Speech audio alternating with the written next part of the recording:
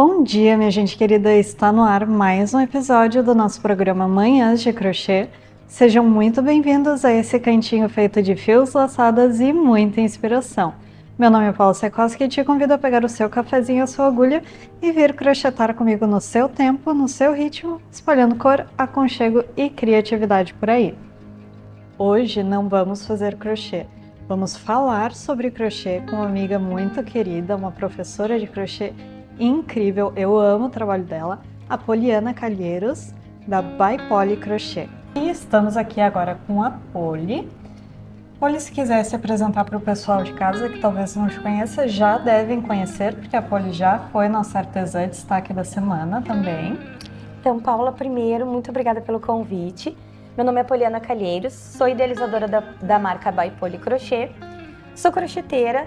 E antes de mais nada, queria agradecer o convite, dizer que estar aqui hoje, conhecendo esse estúdio, podendo divulgar um pouquinho da nossa arte, é um marco para mim, assim, na minha humilde trajetória no artesanato, mas mais do que isso, é como se fosse uma certificação, assim, de que eu estou no caminho certo, que eu estou fazendo o que eu gosto e que isso está dando certo.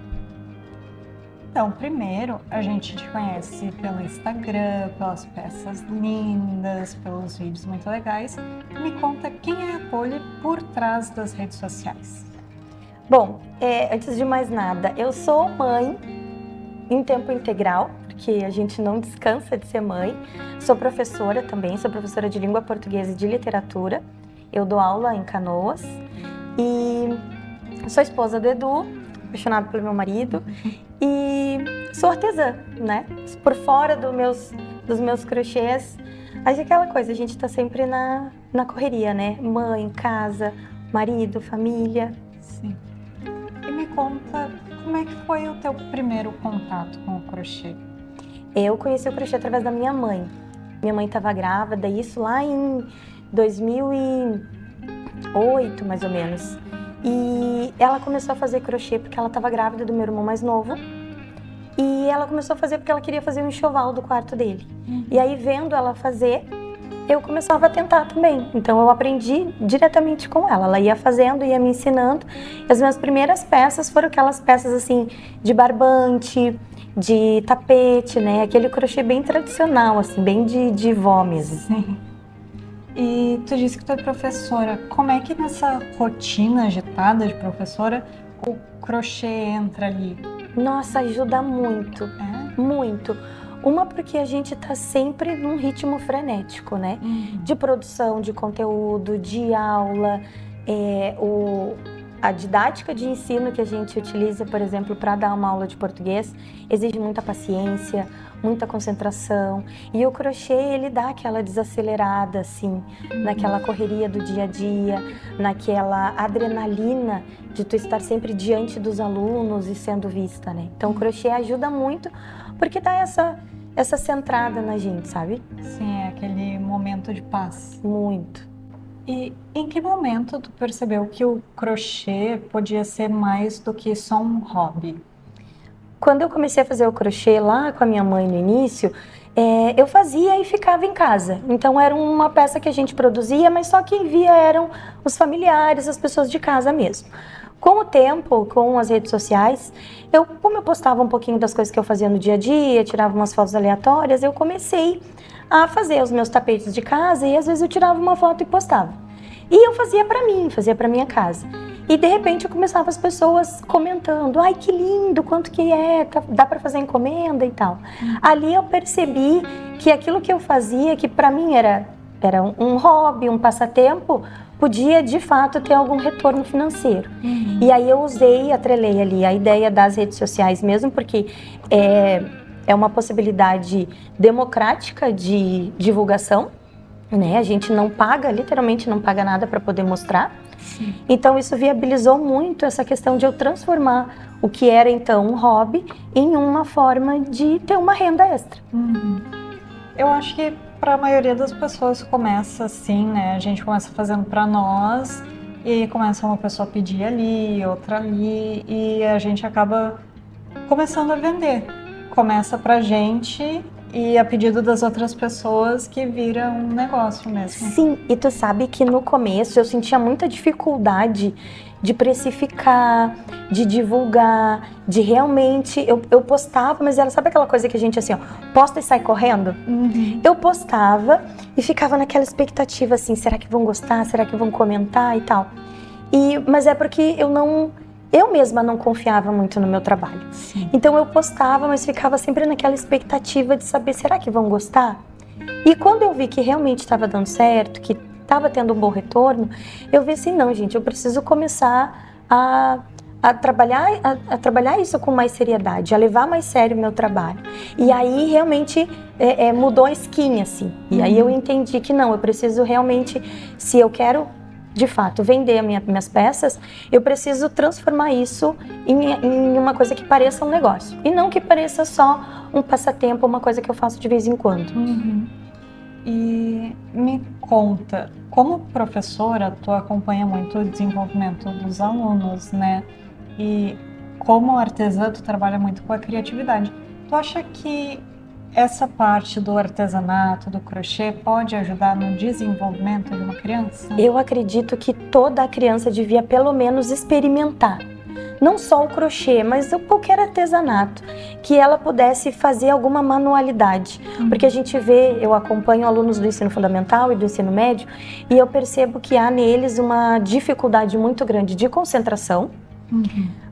Eles são imediatistas, eles querem a coisa para ontem, porque eles estão muito acostumados aqui com aquele dedinho rolando a tela. Então, quando eles se veem diante de um desafio, porque passa que um artesanato, o crochê, ele acaba sendo um desafio para essa criança. Isso vai liberando nelas algumas possibilidades que até então muitos deles não sabiam que podia. Então, sim, eu incentivo muito o crochê com os meus alunos, com a minha família, com todo mundo que eu conheço, mas eu percebo que não só o crochê, qualquer tipo de manualidade, daí pode entrar o tricô, o macramê, uma pintura, né, aquarela e tal, porque tudo isso faz com que esse adolescente, ou com que esse jovem resgate um pouquinho lá na sua essência, porque nós somos seres humanos que necessitam disso. A internet e o celular, eles nos cortam o caminho, sabe? As coisas ficam muito rápidas, muito fáceis. Então, quando a gente entra nesse processo de transformar um fio em uma peça, tem um processo de construção muito bonito nisso. E todo esse tempo, essa paciência, essa persistência de tu errar uma peça, fazer de novo, refazer, te dá um resultado que a internet, que os vídeos, por exemplo, os virais, não te dão. Então, o poder da manualidade, o poder do artesanato, ele literalmente assim, ele muda o comportamento. E das crianças, dos adolescentes mais ainda, porque eles estão num processo de formação. Sim. E ajuda muito. Eu vi que tu posta de vez em quando que tu tem uma turma mirim, como eu chamo. Sim. Como é que começou essa turma? É o clube do crochê que a gente tem no colégio o Cristo Redentor lá em Canoas.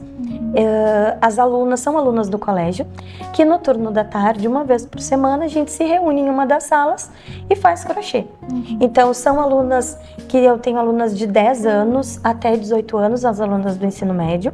E começou pequenininho, começou ali eu, mais 2, 3, e aí uma foi falando para outra, uma foi mostrando para outra o que estava fazendo, e meio que vai contagiando. Hoje a gente já está no nosso 2º ano já de curso, né, que elas têm no turno inverso, e é muito bonito porque muitas vezes as pessoas associam o crochê com uma pessoa adulta fazendo, uma senhora, né, uma pessoa mais experiente. E quando a gente, muitas vezes, duvida da capacidade da criança, de achar que ela não vai conseguir entender, ela não vai conseguir lidar, ela tem a mão pequenininha para pegar. A minha filha tem 8 anos e já faz crochê. Ela faz lá as correntinhas dela e se perde fazendo, faz as pulseirinhas, faz uns marca-páginas e dá para as amigas. Então é um processo que é muito bonito, que ajuda muito e que eu tenho visto muito o retorno no meu grupinho, né? No nosso clubinho de crochê. As meninas costumam muitas vezes, como agora a gente sabe que em nível nacional é proibido o uso do celular em sala de aula, então o que elas fazem? Eles não podem usar o celular nem no recreio. Então eles acabam ficando muito ociosos. Então eles levam, a maioria das meninas leva o crochê para a escola, leva na hora do recreio. Enquanto tá ali no recreio conversando, elas já fazem a rodinha de conversa delas ali e junta ali o grupinho fazendo o crochê na hora do recreio. É muito bonito de ver. Que legal. Eu queria ter tido essa experiência quando Nossa, teria sido era incrível. adolescente. E agora eu vou pedir para a Polly nos mostrar as peças que ela trouxe aqui.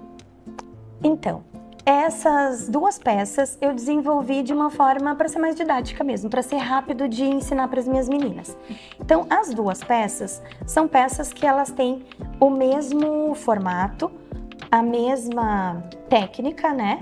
Ele é todo feito, é um retângulo em ponto alto, mas ele tem duas propostas, né? A mesma peça, isso é legal do crochê.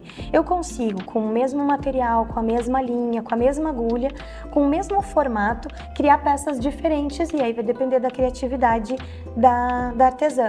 Então, esses dois retângulos, eu faço com elas e transformo em um porta-agulhas. Então, a gente faz toda a peça, né? Um retângulo. E aí tem a possibilidade de transformar ele ali, que eu chamo, que parece um rocambole, né? Um rolinho, ó, fica um estojinho. Ou a mesma peça, eu posso transformar ela em um formato de maletim, só colocando esse botãozinho e fazendo o fechamento diferente. Essa daqui é uma das primeiras aulas que eu trabalho com as meninas. Eu acho que é mais fácil. É muito bom de fazer porque é uma peça que, como tem uma repetição muito grande do mesmo ponto, elas pegam muito fácil. Sim. E isso é legal. Isso eu aprendi dando aula. Quando a gente começa com uma peça assim, que tem uma elaboração um pouco mais difícil, a tendência é a gente cansar, desistir, não ver o resultado final é grande e aí acaba desistindo. Então, quando a gente pega uma pecinha, uma peça simples, que a gente consegue começar a desenvolver e terminar ela e ver na prática como que ela ficou, isso motiva a gente a fazer mais. Sim. Então, esse foi um modelo que eu desenvolvi justamente para pegar elas ali já no, né, já se apaixonarem pelo crochê num primeiro momento, assim. Sim, e já vira algo bem útil, porque elas vão colocando as agulhinhas delas ali. Exatamente. E esse daqui hoje, em especial, esse é para ti poder usar e guardar as tuas agulhas nele. Muito obrigada. Merece. Eu vi que tu tem umas bolsas bonitas ali também. Sim, esse daqui a gente faz muito em malha, né? Nos crochê de fio de malha. Mas eu também adoro fazer bolsas, né? Então essa daqui é uma que eu usei o fio policromia, né? Da Fischer. É uma bolsa bem funcional, bem simples. Ela é toda feita em crochê. Então, tirando a alça aqui, né? Que a gente acrescenta nela. Ela é uma peça que é muito simples de fazer, é barata de fazer e ela te dá um retorno para quem for fazer para vender mesmo, te dá um retorno muito rápido. Porque ela é funcional, ela é rápida de fazer, o fio é um fio de qualidade, é um fio que realmente valoriza a peça e aí dá pra acrescentar nos detalhes, né? Dá pra fazer uma alça bonita, dá pra fazer ela como uma bolsa de mão mesmo, só pegando aqui, né, pela alcinha de cima. E além dessa, que daí são os fios, né, de poliéster, essa daqui também é uma que eu adoro, que ela é bem grande. Vou mostrar aqui. Com o fechamento aqui, né, no botão imantado. Essa daqui já é uma bolsa que ela, pro dia a dia, pro trabalho. Eu, como professora, preciso de uma bolsa grande, porque eu sempre carrego muita coisa. Eu nunca sei o que eu vou precisar, então eu carrego muita coisa. Então, dependendo do momento, eu preciso de uma coisa mais simples, eu uso uma bolsa menor. E para as bolsas grandes, eu tenho esse modelo aqui que eu adoro, que básico mesmo, né? E uma coisa que eu acho muito legal, eu amo tuas peças. Eu acho tuas peças muito lindas. Eu assisto as aulas, eu adoro seguir os pontos diferentes, né? E pega daqui, pega de lá. E quando eu vou dar aula, eu vejo que as meninas, às vezes, têm muita dificuldade de fazer esses pontos, assim, que é mais difícil, que, enfim, tem um trabalho maior. Então, eu sempre procuro fazer, para demonstrar para elas, peças mais simples para começo, para depois a gente ir evoluindo, justamente porque a ideia é fazer com que elas gostem, que elas se sintam capazes e aí sim desafiadas a fazer peças mais difíceis. Mas no começo, esse daqui é um exemplo de bolsas que a gente faz, por exemplo, nas minhas aulas, que é uma bolsa que ela é feita todinha em ponto baixo. Sim, como eu digo para as minhas alunas, eu vou dificultar a tua vida aos pouquinhos. Exato. Não vou te traumatizar agora. Não, porque se a gente faz isso, a gente acaba se frustrando muitas vezes. Então, assim, a gente já pega ali eu digo que é um amor à primeira vista, assim, a primeira agulha. Sim. Pega a agulha e já ama o crochê e não larga mais. Sim. Tem um vídeo teu que eu adoro, que tu fala dos aprendizados do crochê, né? Que um deles é não sei contar. Mas me conta um aprendizado mesmo que tu teve todo esse tempo que tu faz crochê. Como eu sou professora, eu lido diariamente com muitos desafios em relação à paciência, ao comportamento dos alunos em sala de aula. Então, o crochê, ele me ajuda muito a entrar justamente nessa ideia de uma estabilidade, sabe? De não se deixar levar, às vezes, por aquela emoção muito de brigar, de chamar atenção, a gente vai ficando muito tensa.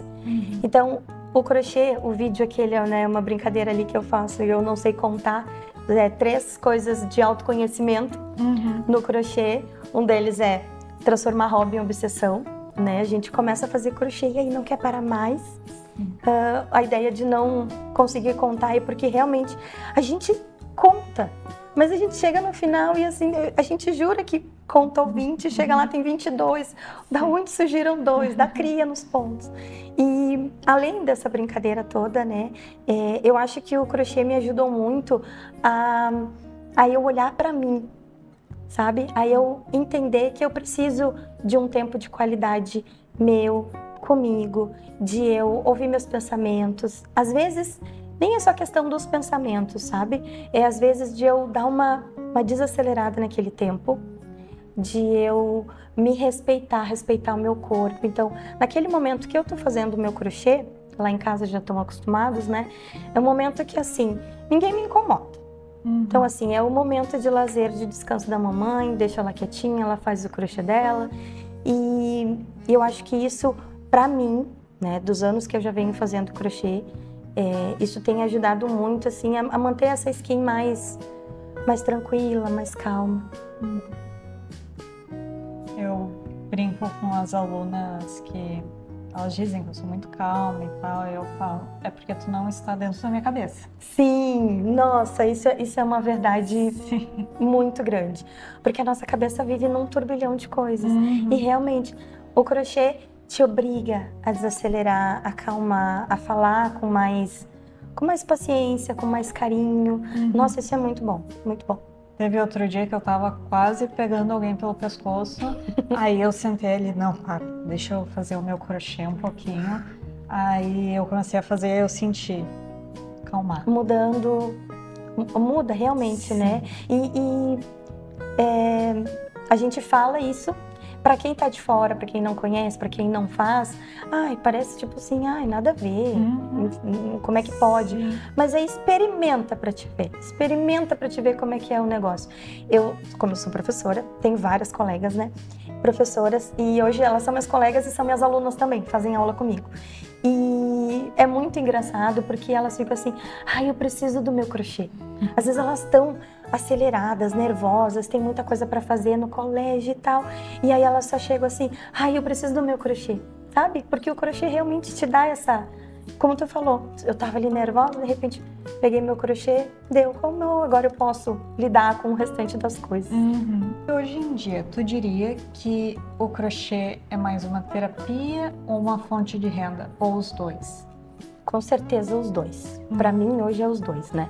Depois que eu realmente fiz essa virada de chave, de que eu entendi que aquilo que eu fazia era legal, era bonito e que podia me dar um retorno financeiro, eu comecei a aliar, né?